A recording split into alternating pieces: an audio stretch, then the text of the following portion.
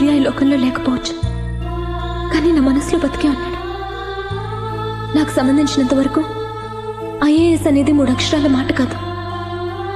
సూర్య కళ నా జీవితం. ఈ జన్మకి సూర్యతో కలిసి బతికే అదృష్టం లేకపోయినా అతని కళ నిజం చేయాలన్న లక్ష్యంతోనే బతుకుతున్నాను.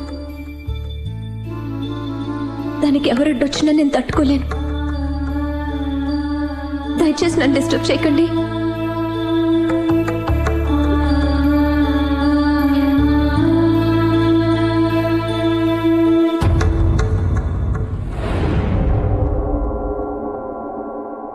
ఖాళీని వేసేయడానికి కరెక్ట్ అయిన మనిషిని తీసుకొచ్చాను. ఎవడు వాడు? ఏరా వెటకారంగా ఉందా? కండలు తిరిగిన రాయలసీమ రవే హాస్పిటల్ నుంచి డిశ్చార్జ్ కావడానికి 4 రోజులు పడుతుందన్నారు. అస్థి పంజరానికి బట్టలు వేసినట్టున్నాడు వీడు. బయటికి తీసుకెళ్ళండి రా, గాలికి వాడే ఎగిరిపోతాడు.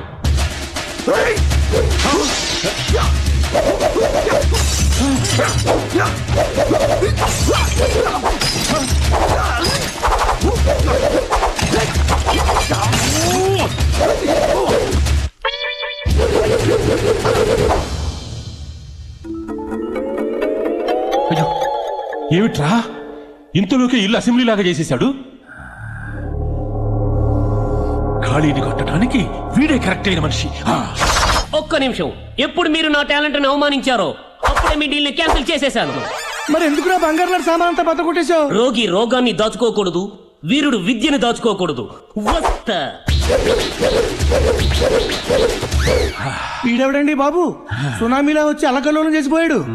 నేను అప్పుడే చెప్పాను మైక్ సెట్ కి 5,000 ఇచ్చేద్దామండి అని. విన్నారా? ఎమ్మెల్యే పరువు అది ఇది అన్నారు.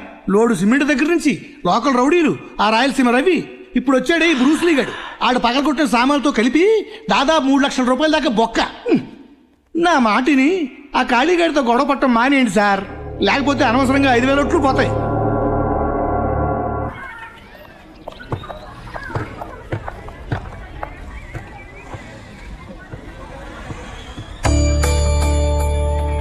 ఇక్కడ ఎవరైనా ఉన్నారా? ఏమోనమ్మా, అతనే వేశాడు కర్చీఫ్.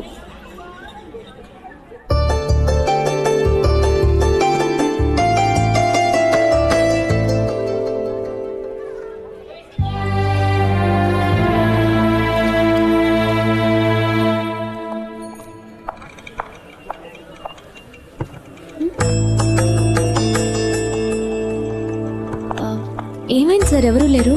బస్ రిపేరా? అదేం లేదమ్మా, నువ్వు తొందరగా వెళ్దాం.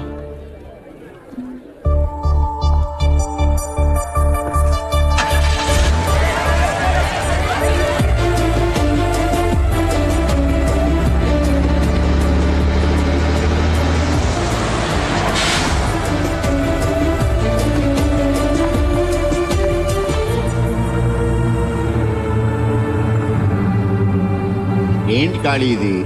అమ్మాయి కథంతా చెప్పే కూడా అమ్మాయిని ప్రేమిస్తున్నావా? అదేం కాదు బాబాయ్, ఎప్పుడైతే ఆ అమ్మాయి మనసులో మాట చెప్పిందో నా ప్రేమ తీసి పక్కన పెట్టా.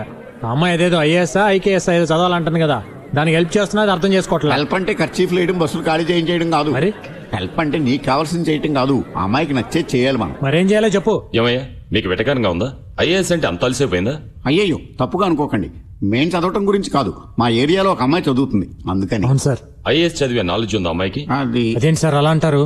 ఆ అమ్మాయి వాయిస్ సూపర్ సార్, పాటలు అద్భుతంగా పాడుతుంది.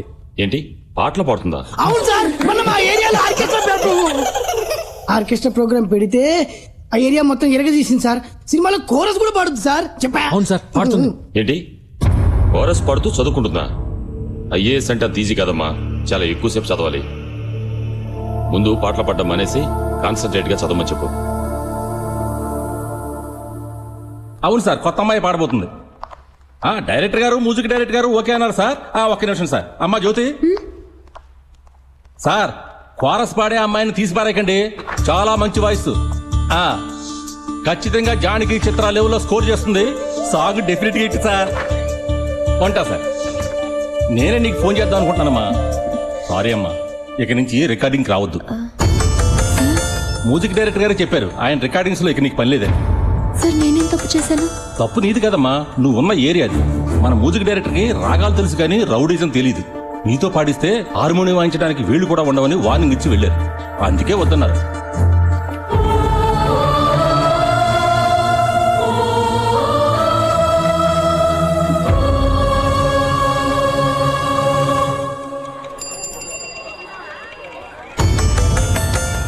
ఇదిగో అక్క నీకే లోటు రాకుండా ఖాళీ అయిన కిరాణా సామాన్లు పంపించాడు. ఇంకేమైనా కావాలంటే లిస్ట్ రాసిస్తే పంపిస్తాడు. అతనికి ఏమైనా పిచ్చా? ఎందుకు ఇవన్నీ చేసి నన్ను డిస్టర్బ్ చేస్తున్నాడు? నా ఇంటికి ఏమైనా బోర్డు పెట్టానా నాకు సాయం చేయమని? ఉన్న ఉద్యోగం పోగొట్టి కిరాణా సామాన్ పంపిస్తే ప్రేమించేస్తాననుకున్నారా? ఇంకోసారి నా ఇంటి వైపు వస్తే నేనేం చేస్తానో నాకే తెలియదు. వెళ్ళి ఖాళీతో చెప్పు.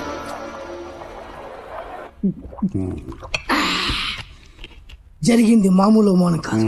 నా రక్తం ఉడికిపోతుంది, నా నరాలు తెగిపోతుంది. అసలు ఆ అమ్మాయి దగ్గర ఏం స్పెషాలిటీ ఉందని లొంగిపోవాలి? అదే నాకు అర్థం కాలేదు. నేను ఖాళీ వెంట పడుతుంటే ఖాళీ దాని వెంట పడుతున్నాడు.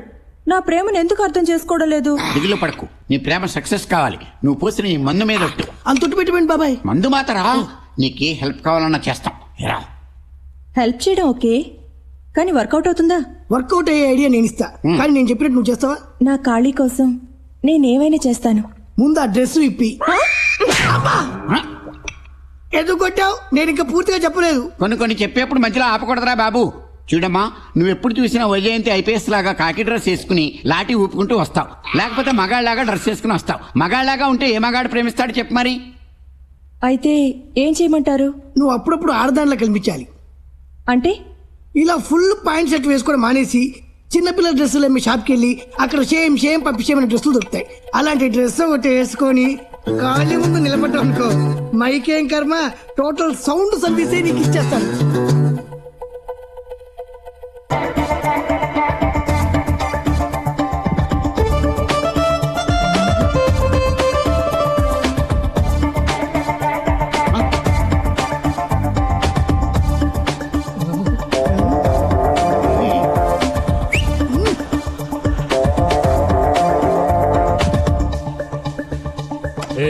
ఏంటి డ్రెస్?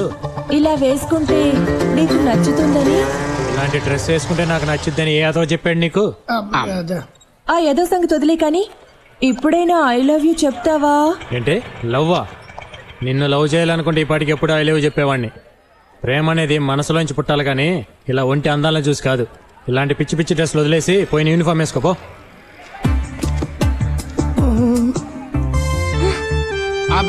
ఇందులో మా తప్పేం లేదమ్మా.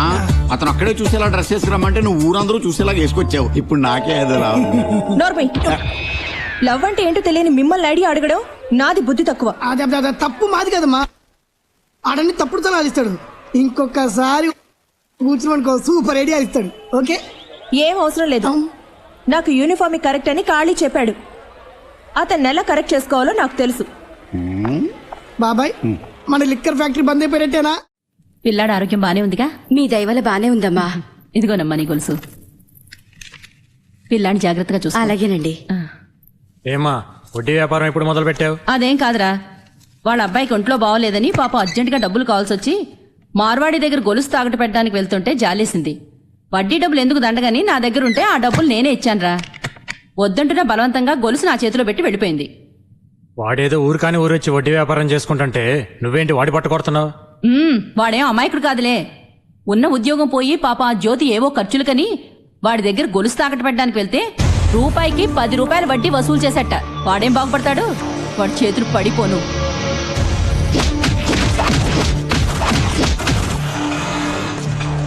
ఇదిగో అమ్మా మీరు తాకట్టు పెట్టిన నగలు సరిగా ఉన్నాయో చూసుకోండి.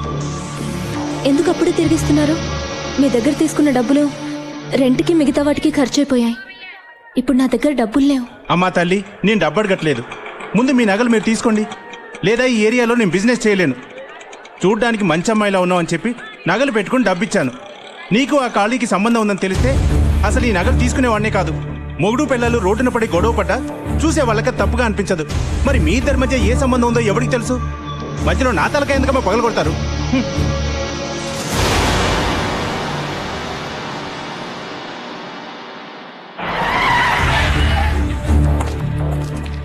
ఖాళీ, నేను ఇన్స్పెక్టర్ గారు తీసుకురమ్మన్నారు. ఎందుకు? నీ మీద కంప్లైంట్ ఇచ్చారు. నా మీద కంప్లైంట్ ఇచ్చే ధైర్యం వరకు ఉంది ఇక్కడ? ఎవరో జ్యోతట ఆ అమ్మాయి కంప్లైంట్ చేసింది.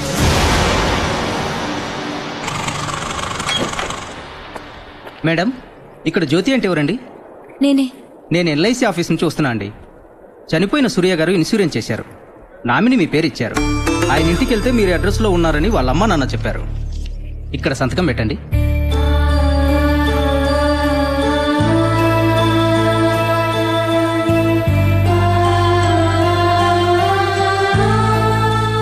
వస్తానండి. ఏమ్మా జ్యోతి, ఏంటమ్మా ఇది? నువ్వు చాలా మంచి పిల్లవనుకున్నాను, ఇలా చేస్తావనుకోలేదు. మీ అబ్బాయి మీద కంప్లైంట్ ఇచ్చానని మీకు బాధగా ఉండొచ్చు, కానీ నా గురించి ఆలోచించండి. ఏంటమ్మా ఆలోచించేది? వాడు పైకి రౌడీతనంగానే కనిపిస్తాడు, కానీ నలుగురికి మంచి చేసే మనసేనమ్మా. ఎవరి కొడుకు వాళ్ళకి గొప్పగానే ఉంటాడు. అతను చేసే వెదో పనులు మీకు ముద్దుగా ఉంటాయి. ఏదైనా కొంతవరకే సహించగలం. అంత చేయకూడని పనేం చేశాడు? ఆ రోజు నన్ను నేను కాపాడుకోవడం కోసం ఖాళీ మనిషినని చెప్పిన ఒక్క మాట పట్టుకుని ఈ రోజు ఊరంతా నేను తన మనిషినని చెప్తున్నాడు. నా ఉద్యోగం పోగొట్టాడు. మార్వాడి దగ్గరికి వెళ్ళి నాన్న అల్లరి చేశాడు. ఇవన్నీ చేయమని నేను అడిగానా? పరువుగా బతుకుతున్న నన్ను బజార్కి ఇడ్చాడు.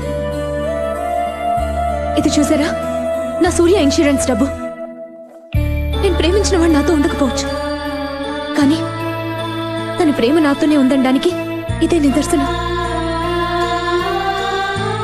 ఈ డబ్బుతో నేను ఐఏఎస్ చదువుకోగలను. నాకెవరి సహాయం అక్కర్లేదు. ఒక ఆడదాని మనసును అర్థం చేసుకోకుండా బాధ పెట్టే ఖాళీ లాంటి కొడుకుని కన్నా ఒకటే, కనకపోయినా ఒకటే. ఇక మాట్లాడుకో. వాడి గురించి నీకేం తెలుసు? నువ్వు అనుకున్నట్టు ఆడదాని మనసు అర్థం చేసుకోలేనంత చెడ్డవాడు కాదు నా కొడుకు. ఇప్పటి వరకు నన్ను అందరూ ఖాళీ కన్నతల్లినని అనుకుంటున్నారు, కానీ నేను వాడి కన్నతల్లిని కాదు.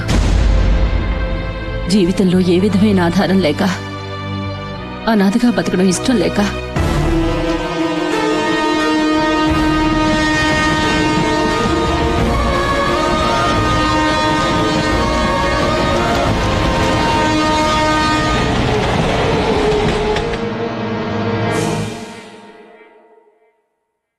ఈ వయసులో ఆత్మహత్య చేసుకోవాల్సినంత సమస్య మీకేమొచ్చింది? నా కన్న బిడ్డలకి నేను సమస్య అయ్యాను బాబు. నాకు 3 కొడుకులు. వాళ్ళ చిన్నప్పుడే వాళ్ళ నాన్న చనిపోయారు. ఆ తర్వాత వాళ్ళని పెంచడానికి నేను చాలా కష్టాలు పడ్డాను. ఇప్పుడు వాళ్ళు బాగా చదివి పెద్ద ఉద్యోగాలు చేస్తూ భార్య బిడ్డలతో హాయిగా ఉన్నారు. కానీ కన్న తల్లి తిందా లేదా అన్న ఆలోచనే వాళ్ళకి లేకుండా పోయింది బాబు. బతికుండగానే కన్న తల్లికి ఇంత ముద్దు పెట్టలేని వాళ్ళు నేను చచ్చిన తర్వాత మున్సిపాలిటీ వాళ్ళకి ఫోన్ చేసి నన్ను అనాథ శవల్లా బయటికి ఈడ్పించేస్తారని భయపడ్డాను. తెలిసిన వాళ్ల మధ్యలో ఒక అనాథ శవల్లా వెళ్లిపోయే బదులు ఎవ్వరికీ తెలియకుండా ఇలా గుట్టుగా చచ్చిపోవాలని నిర్ణయించుకున్నాను. ఎందుకయ్యా నన్ను కాపాడావు? కన్న బిడ్డలు మిమ్మల్ని చూడలేదని మీరు బాధపడుతున్నారు, నన్ను కన్న వాళ్ళని నేను చూడలేదని నేను బాధపడుతున్నాను. మీరు నాకు అమ్మగా ఉండొచ్చుగా. పిల్లల్ని దత్తత తీసుకునే తల్లులుంటారు, కానీ తల్లుల్ని దత్తత తీసుకునే కొడుకులు ఎక్కడా ఉండరు. ఈ అమ్మను దత్తత తీసుకున్న కొడుకమ్మా కాళీ. అలాంటి బిడ్డ గురించి తప్పుగా మాట్లాడుకో, తప్పుగా అర్థం చేసుకోకు.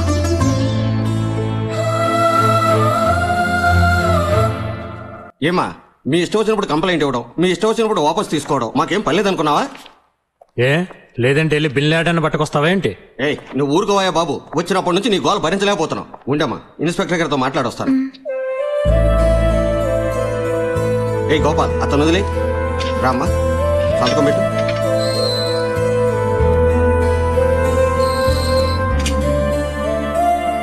మీ అమ్మగారు చెప్పారు, అందుకే కంప్లైంట్ విత్డ్రా చేసుకున్నాను.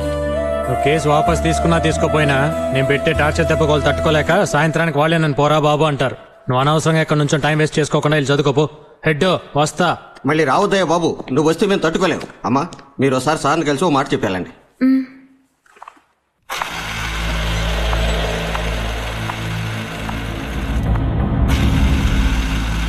భూమి గుండ్రంగా బంతిలా ఉంటుందని చదివాను, కానీ ఇంత చిన్న బంతని నేను అనుకోలేదు.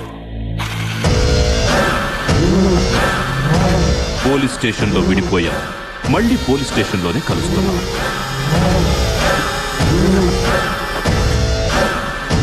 ఒక నెల 2 నెలలు కాదు, 6 నెలలు సస్పెండ్ అయ్యాను. నాకు సెల్యూట్ చేసే వాళ్ళందరికీ ఇప్పుడు నేను సెల్యూట్ చేస్తున్నాను.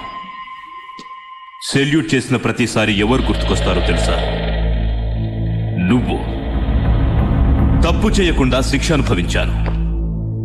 అనుభవించిన శిక్షకి తప్పు చేయాలి కదా, అప్పుడు తప్పించుకున్నావు. ఇప్పుడు నీ వల్ల కాదు. భయపడుతున్నావా? నువ్వు ఒప్పుకోకుండా నేను నిన్ను ముట్టుకోను, కానీ నువ్వు ఒప్పుకునేంత వరకు నిన్ను వదలను. వెళ్ళు.